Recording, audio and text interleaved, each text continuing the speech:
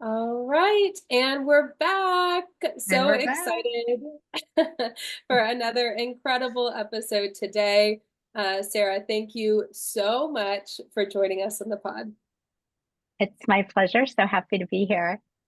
It is something we've been really excited about. We haven't ever met before, but whenever we saw not only the background and all of the incredible things that you've done um, throughout your own career, but also the dedication and the support that you are championing for other female entrepreneurs and other entrepreneurs and helping lift them up too. We were like, yes, yes, yes, we need to know her. So excited to dive into all of that. But before we dive into everything that you have done and doing now, we'd like to kind of go back to the very beginning and understand where you first kind of got started in your career and why. Well, if you really want to go all the way back, I think I've been an entrepreneur at heart since I was a child. I mean, I always was starting little businesses. I had a jewelry business in high school and I had a sweatshirt business in college. I mean, I just was always starting these businesses. But, entrepreneurship was not really a thing when I was growing up. People did not use that terminology or speak about it the same way that we talk about it and acknowledge it now. So I just thought I liked starting businesses. That was all I knew. And I think after spending 10 years in the corporate world, my first business sort of happened organically. And that gave me the bug to want to be an entrepreneur and do it again and again and again. So I don't know that I started out with that, but I will say, too, sort of an interesting tidbit is that my great grandmother in the 1930s was a hairstylist and had her own salon in New Haven. And so I like to say that it was always in the genes. I love that. I love that you were doing it so naturally from such a young age. And that you actually went kind of the traditional course of into corporate before you came back to your true love and passion of being an entrepreneur. Yes. So tell us, what was that first business and what was that like of kind of making that transition as you started that and kind of making that jump from corporate? So I've always been a beauty junkie. And after college, I did go to business school. I got a degree in marketing and international business because I considered myself a creative person and I had started my career in retail. I worked for Bloomingdale's in the training program, but I felt like if I could learn about business, it would help me channel my energy as a creative person and my vision into a business. So I basically used that to get into the beauty industry. And I worked in marketing and product development for 10 years. And in one of those jobs, which was at Bath and Body Works, I was asked to move to Columbus, Ohio, which is where they were headquartered. And this was in 1994. And there was no internet at the time, but people were just starting to talk about this thing called the internet and talking about how people were going to start doing commerce on the internet, like banking.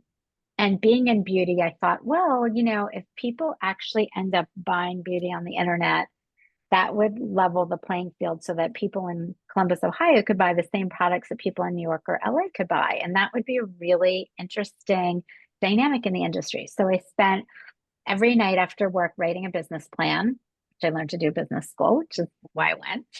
And after a couple of months, had this business plan. I tried to get this idea of like a beauty website slash TV show off the ground, but I was a little too early. And so I ended up moving to San Francisco and taking a job with Banana Republic. I was running their fragrance business. And I was there for 3 years while my business plan sat in a drawer. And then the whole internet boom happened in Silicon Valley in 1999. And long story short, I ended up through a friend meeting with some investors. I raised $5 million dollars in one day and I quit my job. And I started my first company, which was called gloss.com. And we were the first beauty website. We sold 125 beauty brands and we were an online magazine. And I grew that company to 100 employees and I sold it a year later to Estee Lauder. And so it was sort of accidental and we sort of rode the wave of the internet boom But once the bubble burst, I sort of sat out that time period at Estee Lauder and went back into the corporate world. But that only lasted for a short period of time. And then I got the bug again to start another company. Wow, that is amazing. What a first like big win whenever started your company from a business plan that had been sitting in a drawer. That is fascinating. What were some of the big learning lessons that you had in that first accelerated year of entrepreneurship? Gosh, I mean, there's so many, but I think certainly first is that one thing that people don't talk about is that you really have to take care of yourself. You literally can run yourself into the ground as an entrepreneur, especially as a startup. You're working day and night, all through the weekend. I mean, I was barely sleeping, and I think my body started to break down. And if you're not healthy or taking care of yourself, you can't take care of your company, you can't take care of your team. And it's something that people don't pay enough attention to, but is a serious problem. I mean, entrepreneurship burnout is like a real thing. So that's one thing. I mean, I learned a lot about ownership of company, what your equity position is in your company, raising money. What does that mean? Whether you should raise money or not raise money, or how that changes your ownership in the company and bringing on partners. I also had two co-founders in that business. I learned a lot about having co-founders, and I learned that it's a lot easier to talk about issues up front and have agreements in place rather than wait until the issues arise in real time and you have to deal with them at the moment. So, I think there were just a lot of learnings in that initial business. Yeah, incredible. It sounds like there was kind of layers of it. And you touch on being able to really have that self-care and that self-love as you went through it. And that was kind of the first thing you mentioned as one of your learning lessons. I'm curious, once you kind of started to realize that, what were some of the things you immediately started to implement? And what are the things that now over the years you've really kind of mastered and figured out and that it's like fully a part of your routine? Well, ironically, my second company was all about alleviating stress in your skin. So that imagine how I got I the love idea for that. it. So I went on a journey to really educate myself on wellness and reducing stress, so much so that I turned it into a business. And basically, I started eating organically, really watching what I was putting in my body, like lowering my alcohol intake, lowering all the white foods like refined sugars and white flours. And I started doing yoga every day and I did acupuncture. I was really interested in all kinds of different modalities and alternative therapies. So I've experimented with a lot of things on the road to wellness. And I've loved being sort of on that journey, but also having the opportunity to create a business out of it so I could completely indulge in it and share it with other women. Love that. Absolutely. And it going into your next business, I'm curious, it feels like, okay, you sold your first business, gloss.com, to Estee Lauder for, I would assume, that was for quite a bit of money.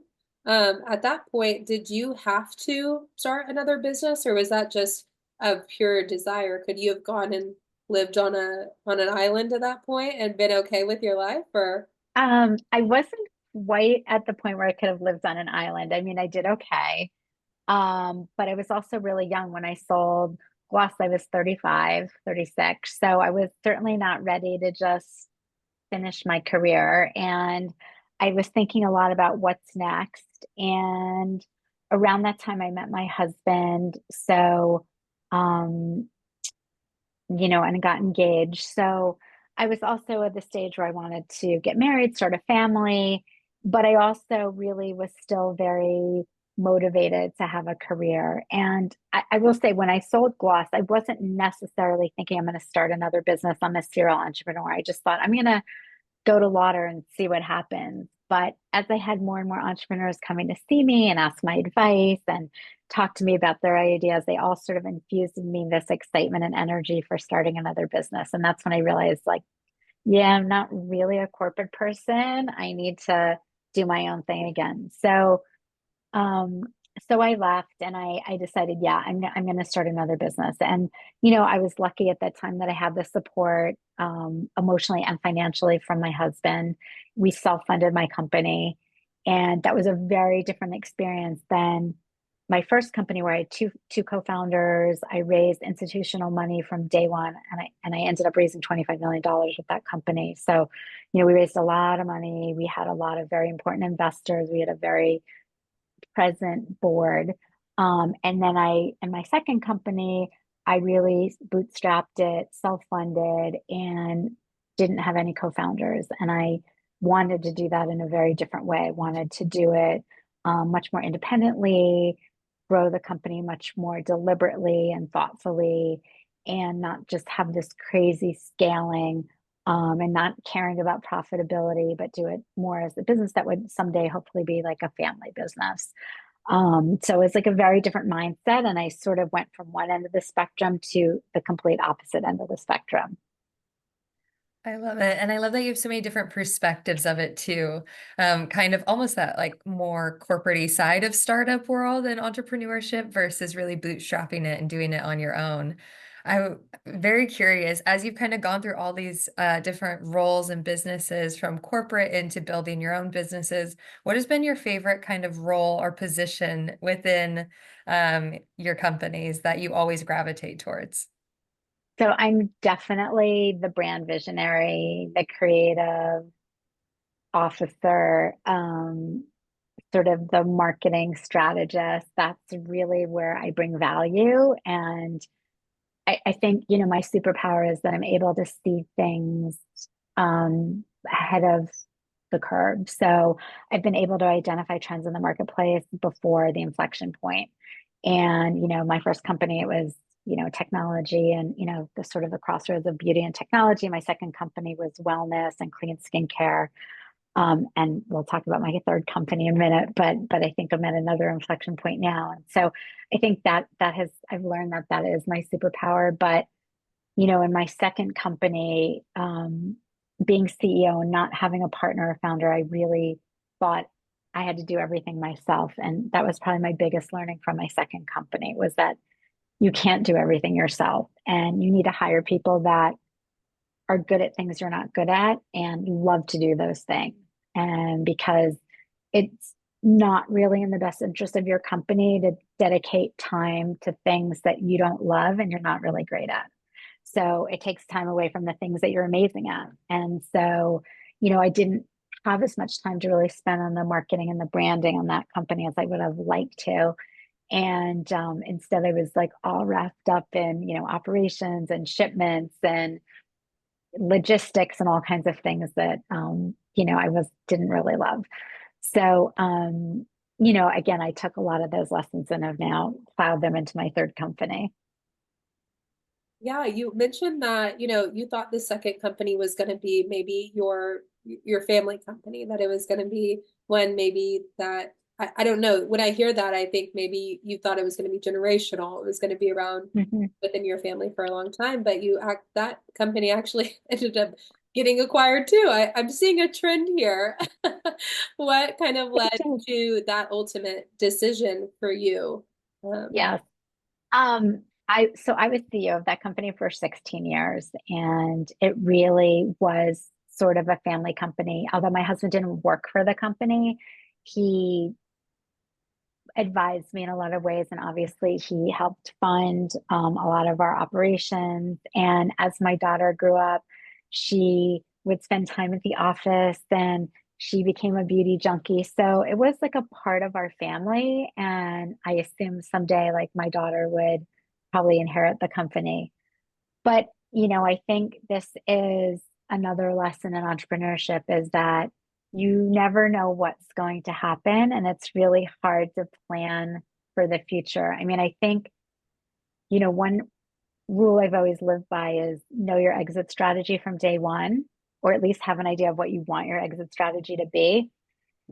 And I do think, selling the company was always sort of on the, like on the agenda, but Unfortunately, and I think again, this is another lesson, which is that, sometimes it's not great to get into business with a spouse.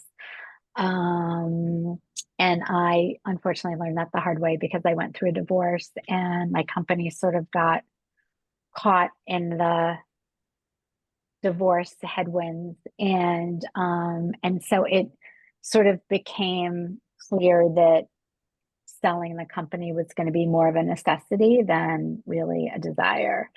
And I was really tired after 16 years too, because I'd done so much on my own.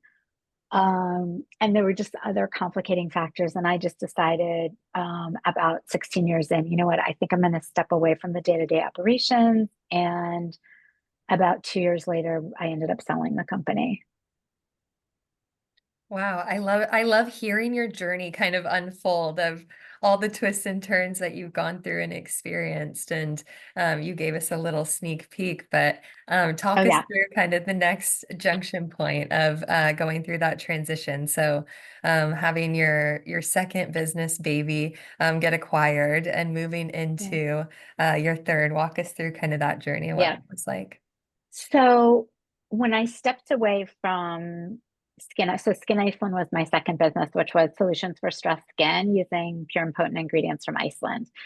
So when I stepped away from that business in 2000, it was right at the beginning of COVID.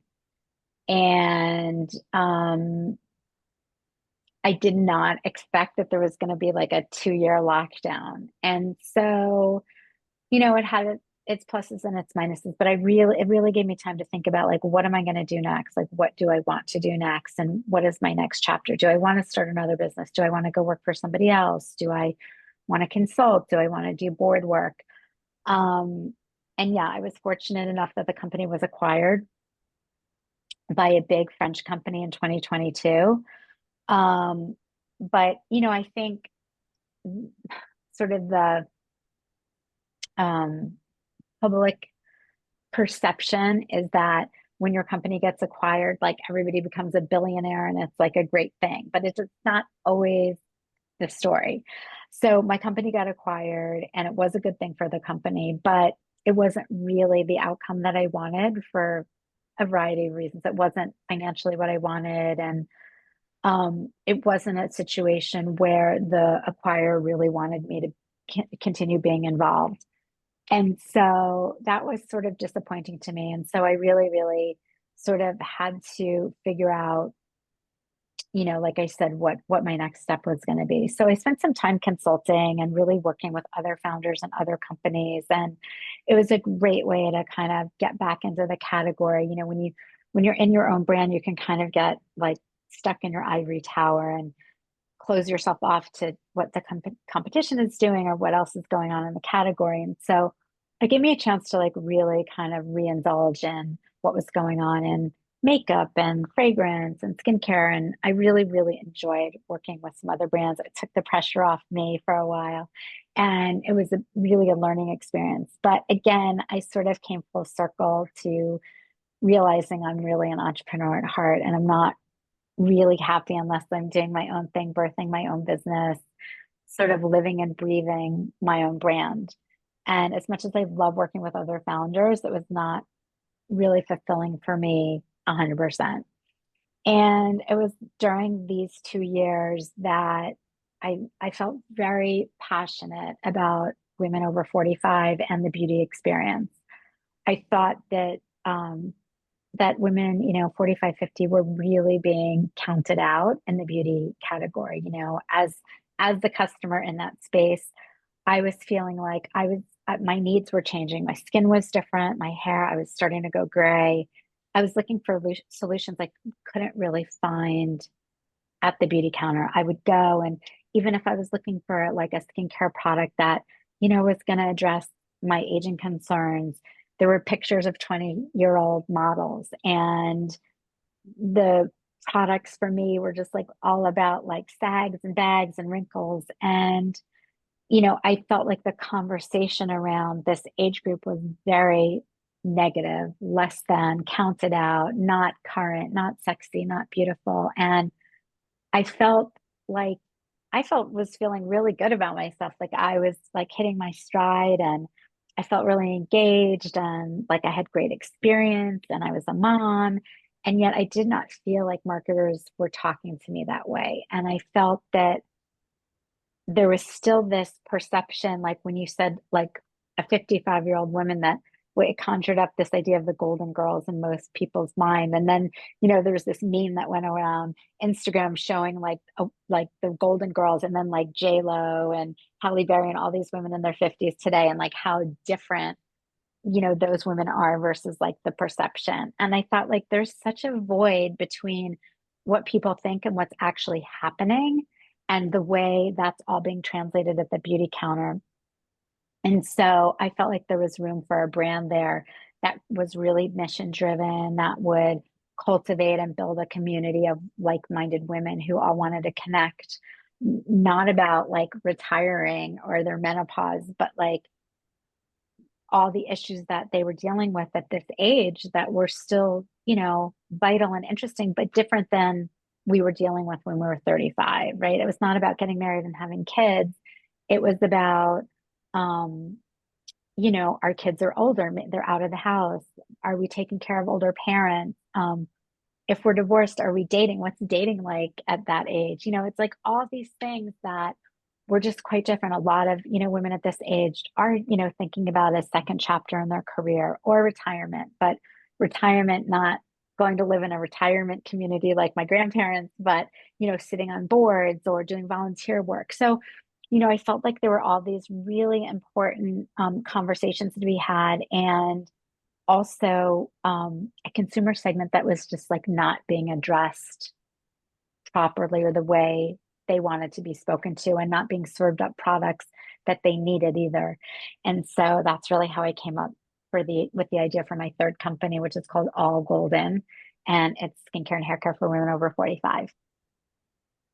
So incredible. And so so mission driven. It feels like it's all come from your own experience. Every single one of your companies has come from a pure need and desire that you've been able to identify. What do you feel like your superpower is in identifying those things and then being able to turn it into a business? Because not everybody can identify them, let alone say, how can I make this a big, big business like you've done time and time again. And I'm sure that is your plan here too. Yeah, yes. Well, I think that it's one, the ability to see an opportunity or see a need in the market. And then two, it's really how do you turn that into a business and actually get it launched out the door. I mean, a lot of people say they want to launch a business, but then they aren't able to really manage the logistics of getting something funded and out the door. I mean, so I think there's like a sort of differing skill sets. And, some people just like don't want to have their own business, don't want to do that. It's too much pressure, it's too much work. And, I think that's good because it is all consuming. And then I think there's other people that have a great idea but don't know how to execute, and people who know how to execute but can't find the idea. Like I hear a lot of people, like I speak a lot at schools and universities, and I mentor a lot of students, and I do hear people say like I really want to start a business, but I just don't know what business I want to start. And it's sort of like the cart before the horse to me. Like it always for me started with the idea. And I think this is a little contrary to what I learned in business school, which is like you research the market, you find the white space, you then, identify the white space and you figure out what the market opportunity is. But for me, it has always been almost the reverse, which is like seeing that I want something in the marketplace or I need something in the marketplace and I can't find it. And feeling like, well, if I am needing something and not able to find it, like maybe there are other people that are wanting the same thing and not being able to find it too. And that's turned out to be sort of a good um, roadmap for me. And so I think for me, it has been all about like this sort of like being in different stages of my life and wanting to either research, dive into, learn, experience, expose different aspects of beauty, um, and turn them into a business. And so for me, it's always about the passion. Like I think, they say in business school, like once you're a marketer, you can market anything. But I found for me, I couldn't. Like I didn't want to market paper towels. No offense to like the paper towel companies, but it just wasn't me. It didn't get me excited. Like beauty was what got me excited, and that's the business that I wanted to be in. And so I feel very, very lucky that I have been able to launch all these different businesses and spend time really fusing my life with my business and doing something that I really am passionate about. I love that. And it sounds like that probably is what really plays factor into the longevity of really being able to build your passions. And that what I hear from what you've been saying is that you're embodying your own customer, and that you're really creating out of this need and true passion. And I think that that always shines through no matter what you do.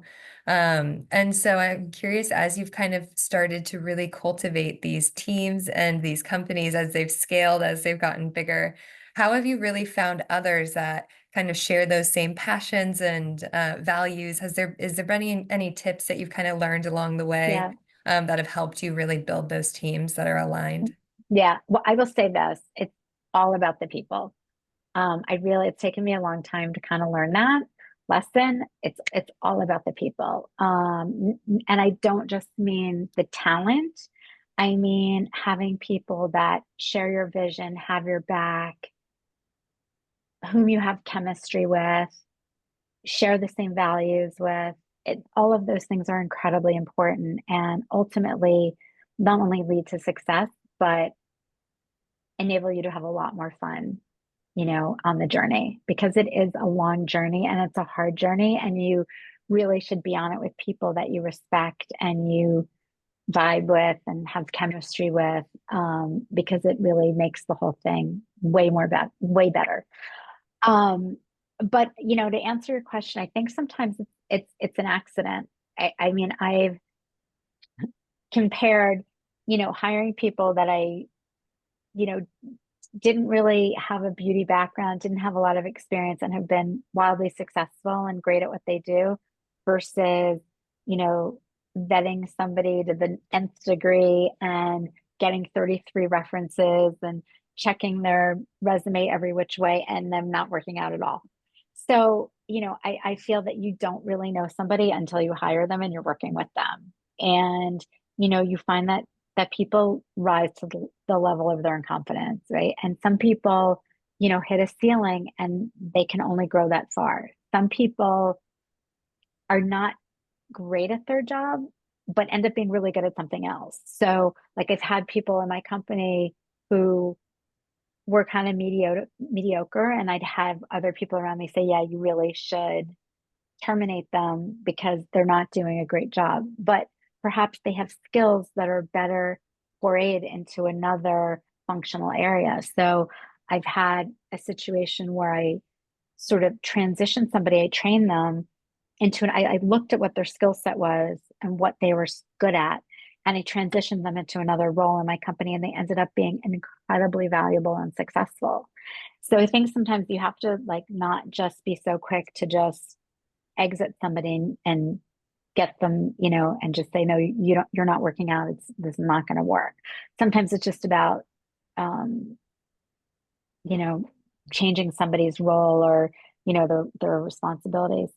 And then the other thing is that there's some people that just continue to grow and continue to amaze you. Like I've had some people that have worked for me at Skin Iceland 7 years and, came in as an assistant and ended up being like a VP or a GM, and just amazed me all along the way that they could just continue to learn and grow and evolve and become very, very valuable members of the team. So I think there's like all different kinds of experiences and learning with your team, but I feel really, really grateful at Golden that I accidentally was introduced to somebody that I had um, start very, very early on with me about a year and a half ago, just helping with various operational logistics with the company. And she's now my chief operating officer.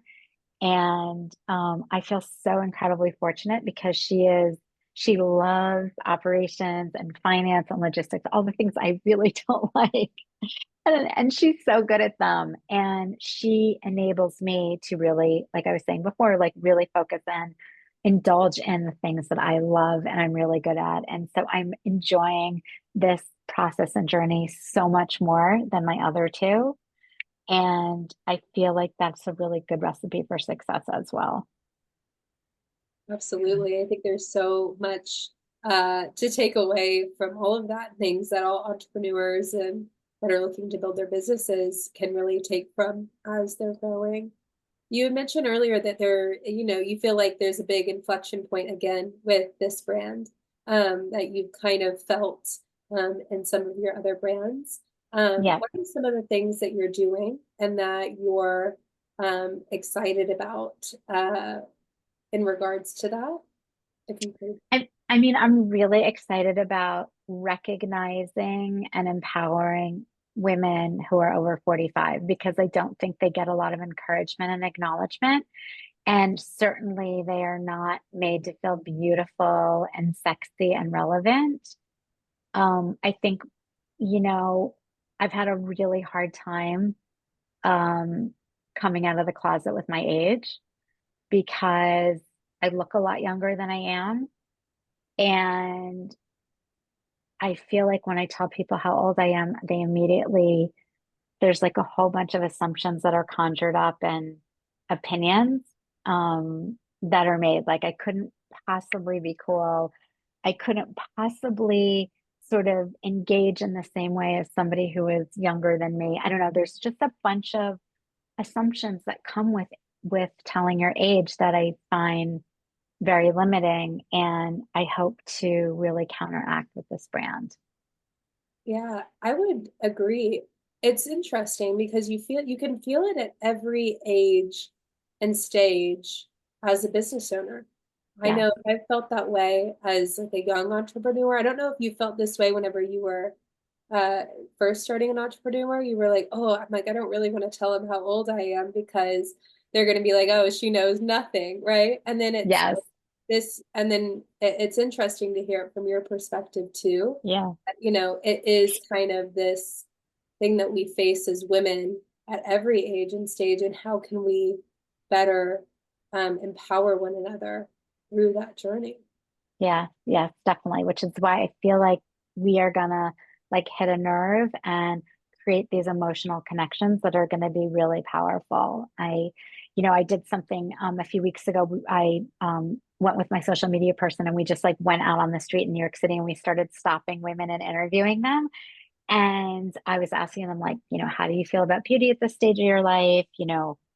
What would you tell your younger self? And like the women got really into the conversation. It was very emotional.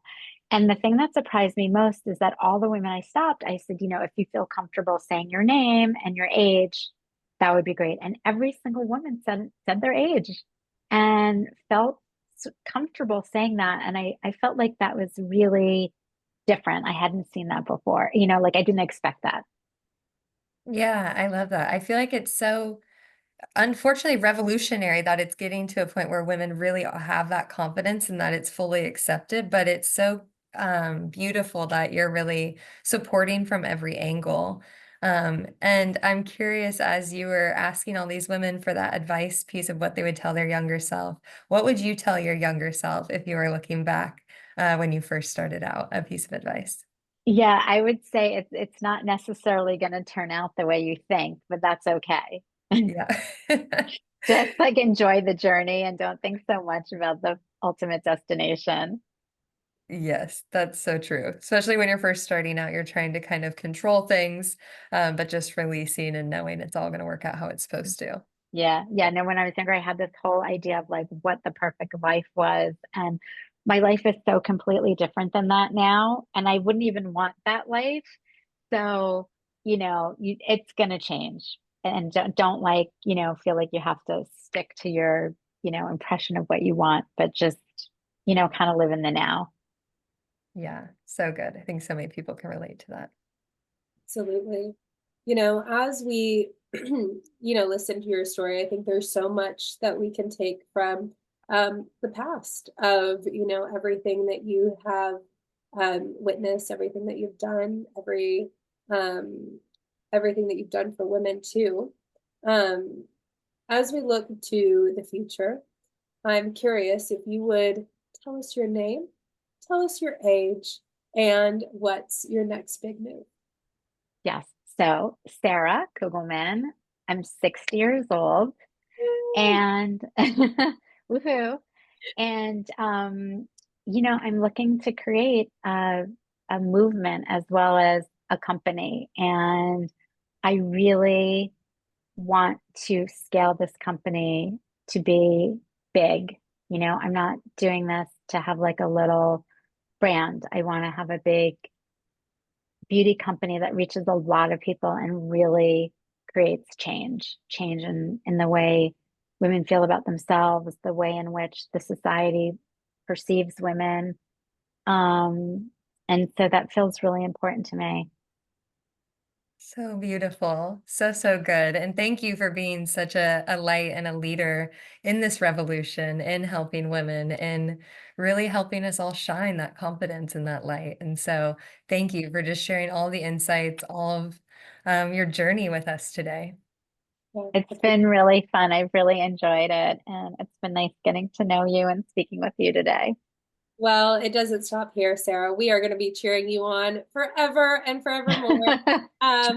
Thank you. You can count on us for that. But until then, thanks everybody for listening, and we'll see you next time. Bye.